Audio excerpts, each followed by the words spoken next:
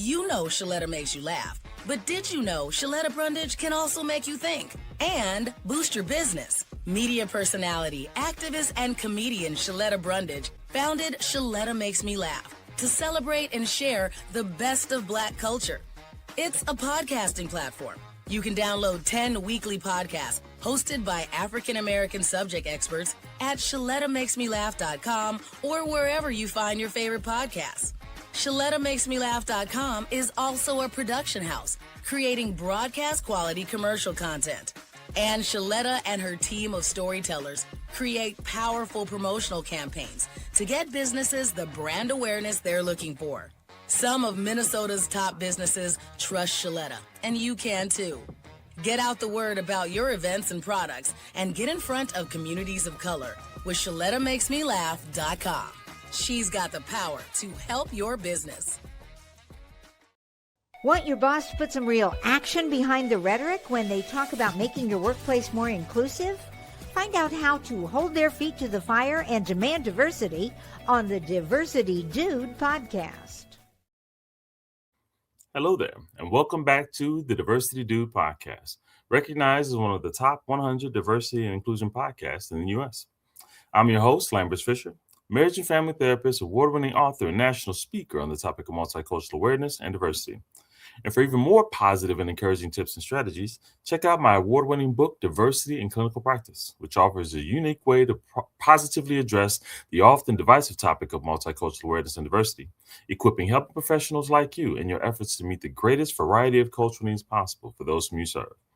And if you haven't heard it yet, I invite you to visit TED.com and check out my talk called What to Do When You Offend Someone, where I offer a positive and practical perspective on how to navigate unintentional offenses in daily life. To date, it's been viewed over 500,000 times. Check it out for yourself, and if you're encouraged by it as well, share it with a friend. And whether it be through my one-on-one relationship building efforts as a therapist or my informing and empowering efforts as an author and speaker, know that my personal mission is to do my part to improve the world one strengthened relationship at a time. Now, today I'd like to share a few thoughts about cultural collaboration in education. So, I recently attended an event in my daughter's elementary school called the National African American Parent Involvement Day. Founded back in 1995, the day aims to strengthen home-school partnerships, fostering better education outcomes and community involvement. It's celebrated annually on the second Monday of February to encourage Black parents and guardians to actively engage in their children's education. During the day, parents get to visit their children's school classrooms, meet with teachers and administrators, and show their children that education is valued in their home and their family and their community. Now, whether or not you knew about or participated in this particular event at your school, the event highlights principles of cultural collaboration in education that not only benefit African American families, but all students, all families, and school administrators, no matter what your cultural background or identity may be. Let me explain. The first principle is this: cultural representation matters in education. Now, when I say that, many automatically begin counting how many ethnic minority teachers there were in their child's school, or even that they had growing up. And as a starting point, this does matter. Having someone who looks like you or who shares some aspect of your cultural identity with you not only has the potential to enhance a sense of connection and engagement in the education process, but it also helps see themselves accomplishing similar or inspire them to achieve even more. But that's just the beginning, as many rarely or never have the chance to see themselves represented in this way. And while I do encourage consideration of the benefits of diverse life experiences as teachers assess the potential other teachers can provide in classroom learning, I also think that teachers who do not have this benefit to offer are not completely hindered. For there is still the opportunity to incorporate diverse representations of historical and current significant figures into the lessons being taught, such that if they don't see themselves and their potential in you as a teacher, they can still count on hearing from you their potential. Not just in your encouraging words, which are important, but also in exposing them to others from relatable cultural backgrounds who can inspire them additionally. Is it always necessary? No. Many have lived without it, and many will continue to do so, living quite well. But can it be significantly beneficial? Absolutely. The second principle is this: parents benefit from active engagement in their children's education process. Now, let me be clear. Active involvement doesn't always mean committing to volunteer with the parent teacher organization, although I'm sure they could benefit from you lending a hand or a voice. After all, if you're anything like me, you're already committing every moment of your life to providing for your children to keep them alive and thriving. Being asked to do more may be a reasonable request, but not always practically attainable. And still, while there are some who can get involved more this way, for many others, it may simply look like including rearranging your schedule to be able to attend parent teacher conferences. Even if your child's doing well and there's no problems that need solving, this is a good opportunity to show your child's teacher that there's a caring parent at home who not only wants the best for your child, but also wants to be informed of that progress, whether good or bad. If you want to do one better, you can make sure not to skip that open house at the very beginning of the year. Go there and get to know the teacher, letting them know, hey, you may or may not see me a lot around here, but I am here. I'm not just dropping them off and making you responsible for my child. I'm dropping them off so that you can do what you do. And when they get home, I can do what I do. And if there's anything not going well at school and I can do something about it, let me know. And I'll expect the same from you in response. This way, even if communication is infrequent, parents and teachers know that there's a tag team effort going on to support their children. And more importantly, the children see this as well. They get to see the teacher and the parent committing to looking out for their child. And yes, holding their child accountable for their part as well. Because when they see this with their own eyes, they're more likely to value the education process as well, which increases their likelihood of success. And the third principle is this: administrators benefit from culturally diverse parent involvement as well. How can this be? Well, it can be easy for teachers to teach how they teach, the way they've been taught to teach, or the way they themselves most easily learn. And that's fine while it works. But when there are students who don't gravitate to that style of teaching, it can be easy for the teacher to assume that the problem is the child.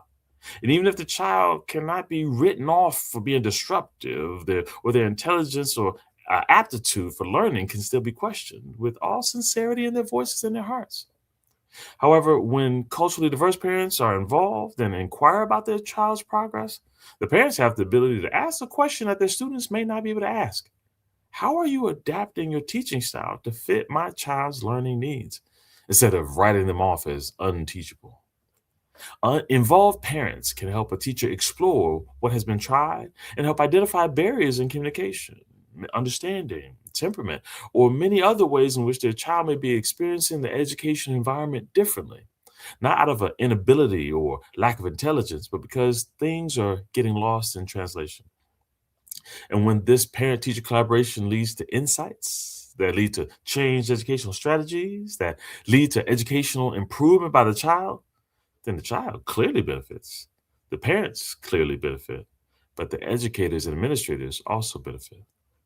And not just because they save themselves from a frustrated parent coming after them for giving up on or writing off their child, although that's true as well, but because in learning to meet a variety of legitimate yet differing cultural needs, they enhance their scope and potential to reach and empower them to be able to positively impact many more students from many more cultural backgrounds for years to come.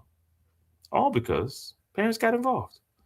Now, before I go, I would be remiss if I skipped over the reality that while these insights may be new to some listening in, these principles are already known by many parents who've been working since their children were born, not only to care for their needs for their children inside as well as outside of the home, but also to fight off the bias and stereotype judgments and assumptions placed on them by many others in society, even teachers and administrators.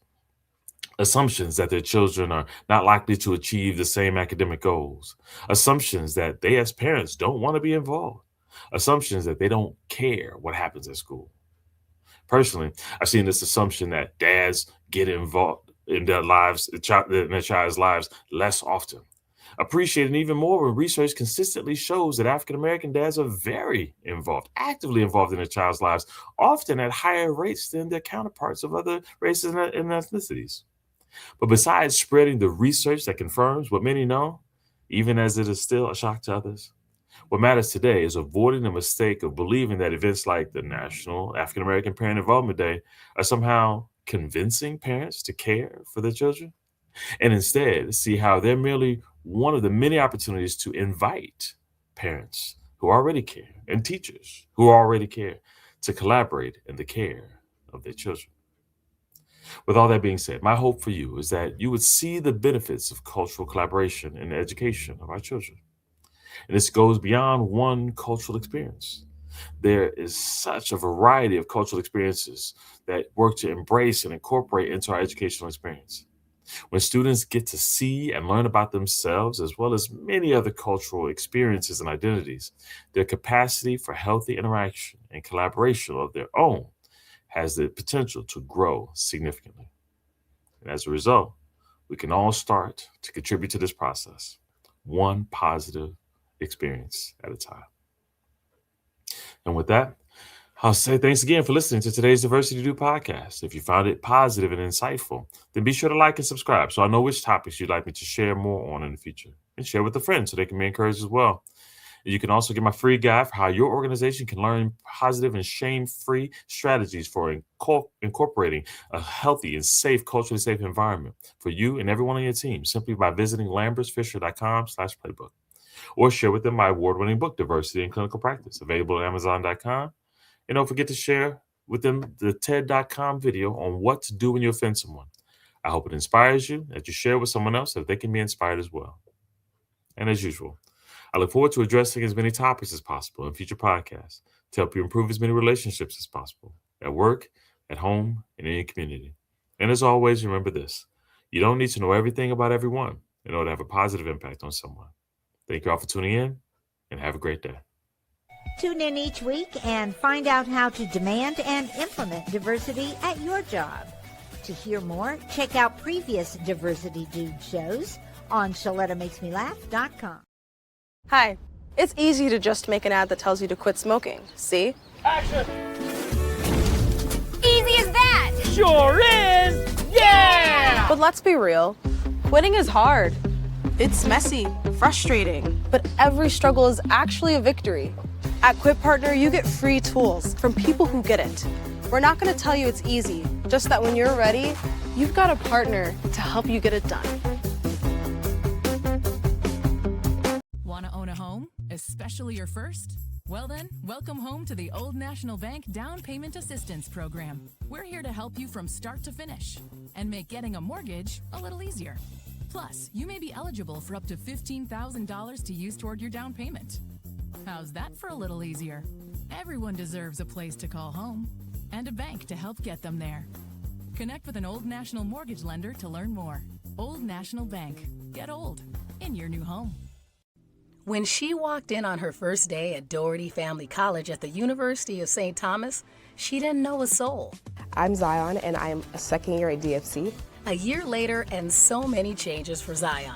I love my friends here. I couldn't do anything without them. We support each other all the time. At Doherty Family College, Zion also finds support on the academic side. Like all DFC students, Zion can count on a team committed to her success. Doherty Family College is Minnesota's affordable private college option. DFC students earn their associate's degree and then can transition to a 4-year college or university for their bachelor's. Many are students of color or first in their family to go to college. It's nice to see people that look like you pursuing an education, wanting to succeed academically. Zion encourages any high school student looking for a college home to do what she did and apply to Doherty Family College. All the support you could need is here. Ready to make your move and experience Doherty Family College for yourself? Then schedule your visit to the Minneapolis campus at dfc.stthomas.edu/visit.